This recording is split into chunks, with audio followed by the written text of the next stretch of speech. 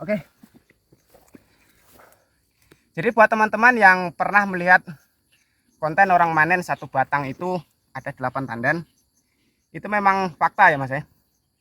Jadi memang ini satu batang 8 tandan ya, 1 2 3 4 5 6 7 8, total 8 tandan.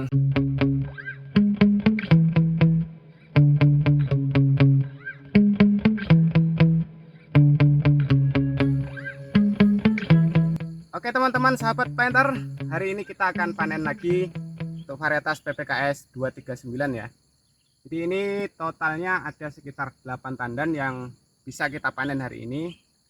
Tidak termasuk yang ini ya, yang di atas ini belum masuk kategori masak walaupun sudah kuning. Jadi totalnya satu batang ini ada 8 tandan. Jadi setelah dilanda kemarau kemarin, masaknya jadi beruntun. Jadi satu spiral ini dapat dipastikan masak bersamaan ya. Satu spiral 8 tandan hari ini masak bersamaan. Jadi ini yang sudah mulai berondol. Jadi sebagai indikator memang tingkat kemasakannya sudah benar-benar matang. Langsung saja kita panen dulu ya. Ini karena posisinya jepit agak susah, jadi durasi videonya agak lama. Satu pohon 8 tandan.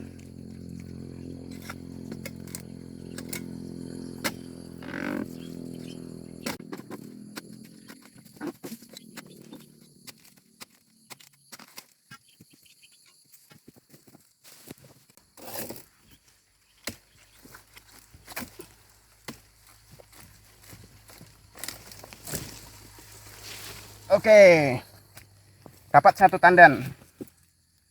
Ini ya. Jadi memang sudah merah merona, sudah mulai berondol. Berarti memang sudah benar-benar masak sempurna. Satu tandan. Kita panen lagi yang sebelahnya.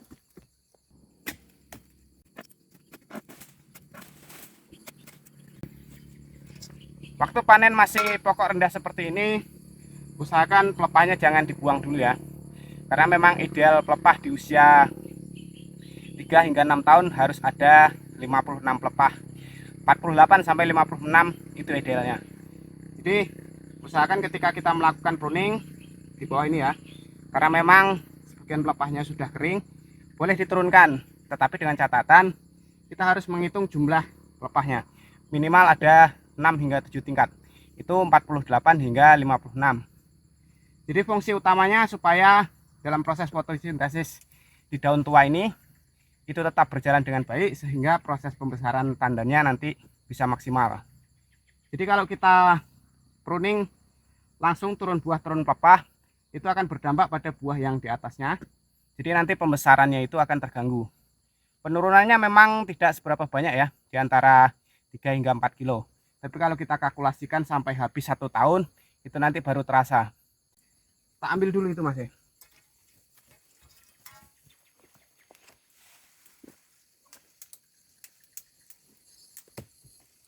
Wah, repot.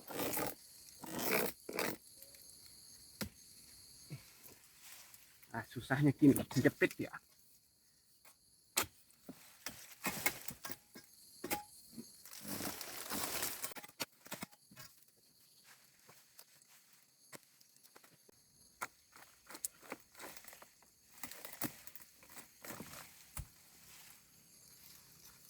Ya, ini tandan yang kedua. Ya. Nah, jadi memang benar-benar sudah masak, warna merah merona. 2 tandan, lanjut ke sebelahnya lagi. Ini agak repot ini. Dia memang benar-benar menjepit di antara pelepah. 2 pelepah ini belum boleh diturunkan. Jadi kita curi lagi.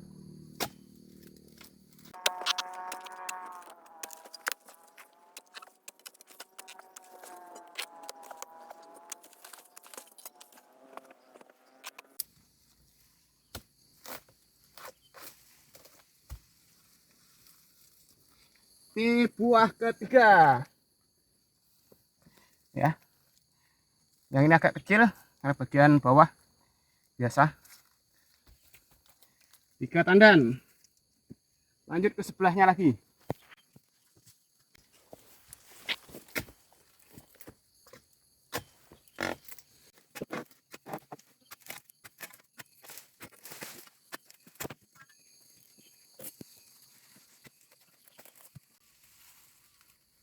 4 tandan ya. Perkiraan antara 5 hingga 6 kilo. Wajar karena memang buah bagian bawah. Jadi waktu pembesaran ini dilanda kemarau di bulan 6, 7, 8 kemarin. Jadi wajar karena kekurangan unsur hara. Oke, 4 tandan. Lanjut sebelahnya lagi. Jadi nanti brondolan yang tersisa itu tetap kita ambil ya. Ini bagaimanapun juga ini nanti akan membantu mengurangi potongan persen di ram. Jadi tetap kita ambil supaya potongannya tidak terlalu besar di ramnya. Oke, ini juga bermanfaat. Wah, cepit lah. Ini buah yang kelima. Kita congkel dulu.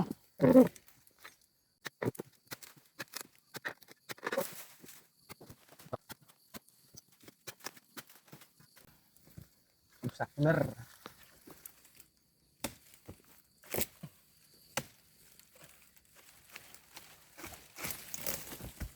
Oke, buah kelima 4 sampai 5 kilo. Saya kira lebih, ini 5,5 mungkin ya.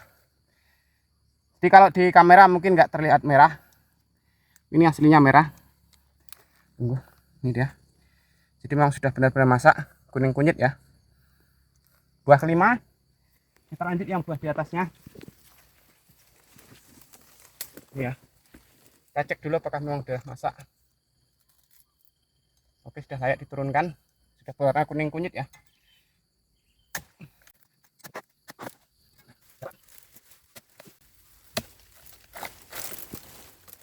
Iya, ini dia. Ini buah kelima dan buah keenam.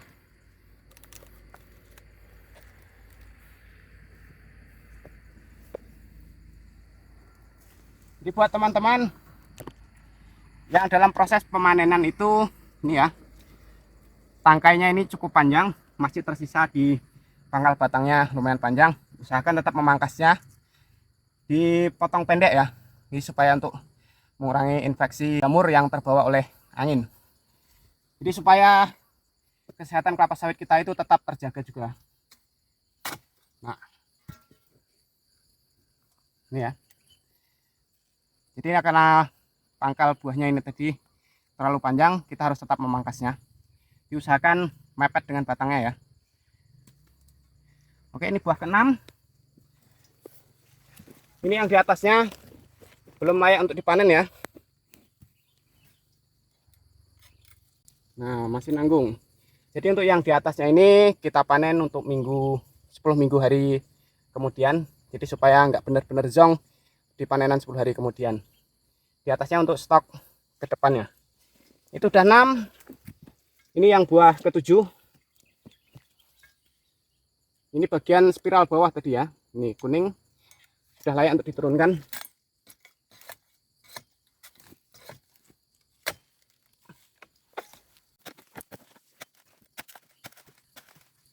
Kita ambil dulu, sepertinya lumayan menjepit.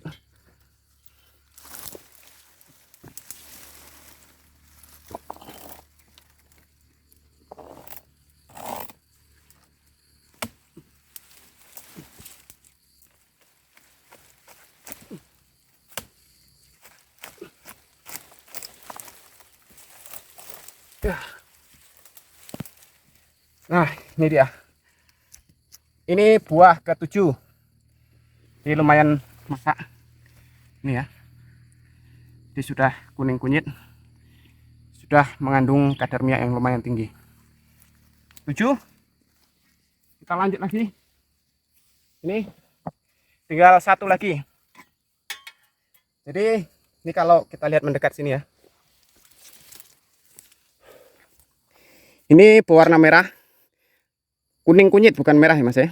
Nah, ini yang di atasnya belum terlalu, meskipun sudah terlihat warna kuning ini. Jadi yang untuk 1 dan yang sebelahnya ini 2 kita sisakan untuk 10 hari ke depan. Jadi hari ini kita ambil 8 tandan saja. Jadi nanti panenan selanjutnya biar kita nggak zong ya. Langsung aja kita panen.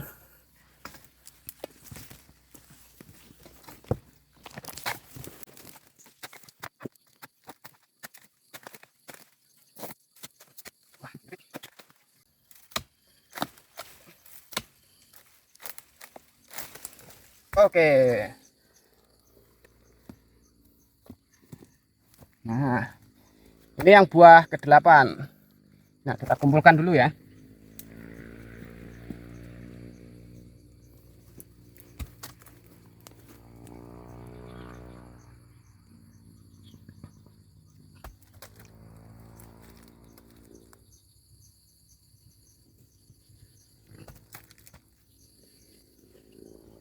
Nah,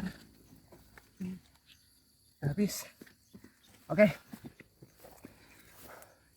Jadi buat teman-teman yang pernah melihat konten orang manen satu batang itu ada 8 tandan, itu memang fakta ya Mas ya. Jadi memang ini satu batang 8 tandan ya, 1 2 3 4 5 6 7 8, total 8 tandan. Untuk tingkat kemasannya sendiri memang sudah benar-benar matang. Jadi karena kemarin itu ada musim kemarau, penyerapan unsur hara juga terganggu karena tidak adanya air. Jadi masak beruntun itu bisa terjadi karena hal tersebut ya. Jadi nanti kalau stok air di tanah itu sudah cukup, rotasi masaknya nanti satu batang bisa 2, bisa 3. Jadi nggak seperti ini. Jadi kalau masaknya sampai 8 tandan seperti ini sebenarnya agak repot juga karena jadi cepat habis. Jadi satu batang ini nanti nggak sampai 1 tahun dapat dipastikan habis duluan ya.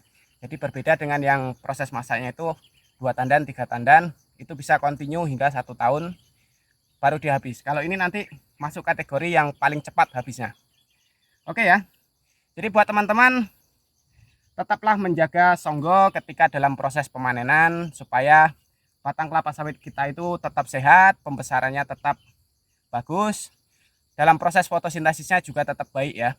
Jadi daun bagian bawah ini, inilah yang paling bekerja keras dalam proses pembesaran tandan kita. Jadi unsur hara diambil dari tanah, dinaikkan masuk ke daun, kemudian diolah dengan sebutan fotosintesis, kemudian masuk ke dalam lagi. Dalam proses metabolismenya baru dikirim untuk pembesaran tandan ini. Jadi proses inilah yang harus kita pahami supaya kedepannya nanti produksi kelapa sawit kita itu menjadi lebih baik. Oke ya. Jadi mudah-mudahan teman-teman jadi tahu bahwa masak dalam beruntun ini memang benar adanya. Oke.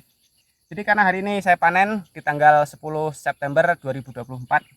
Ini ada 8 tandan untuk satu batang, yang lainnya belum saya tengok ya karena ini baru dimulai. Mudah-mudahan informasi saya bermanfaat. Jangan lupa ya di like, komen, dan juga subscribe. Kita lanjutkan panen lagi. Masih brondolannya juga belum diambil loh.